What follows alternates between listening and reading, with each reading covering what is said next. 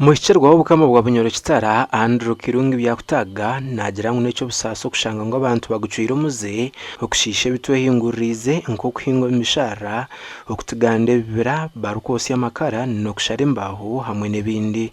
WWF na MTN beteranize kugaraho ekibira bichoka by'ekibira bino bya Sisikairi kantu kubasiima abwentekani zenu yugara ebibira twikale tukolagana nabo kama buno bwa Bunyoro kitara kandi nkwenda kuterera nyende ya kitara ntiona tukwatanze nabo muri mugunu okulinda ebibira kyo kubanza hanyuma hali biko bisisikaire tu trolenti tugaruriro nabakyo tino muhimba ko kama kuranti kino kikozerwe abako ebibira bino bitukonyera muno kulinda enyikara y'obwire kulinda enjura.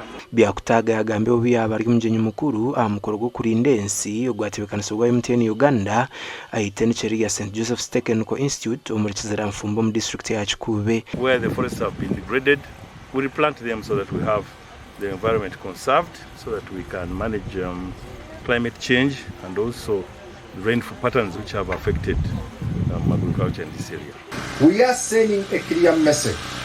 The energy workers, the technicians and leaders of tomorrow must be the custodians of the environment today.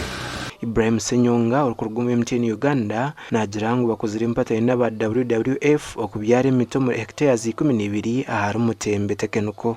We are contributing to the restoration of Uganda's green cover, combating deforestation and promoting biodiversity in a region that is vital to our country's ecological health.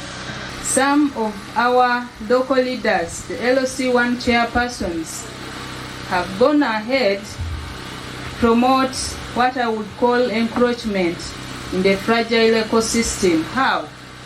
Someone comes from wherever he comes and he wants to utilize the ecosystem, and then the chairperson LOC1 will go ahead and stamp and authorize the activity to take place. I kindly invite you to come and work with us so that we are able to change the shape of Bunyoro using the natural forest and all that is within. Omuri Bunyoro ebishara bihingirwemo emiceri ebiranka bugoma bitemirwe kandi bicupa nuvera nibinagwa nagwo mu town bihendero migera gashikwa mbrozo n'wagaba katoto.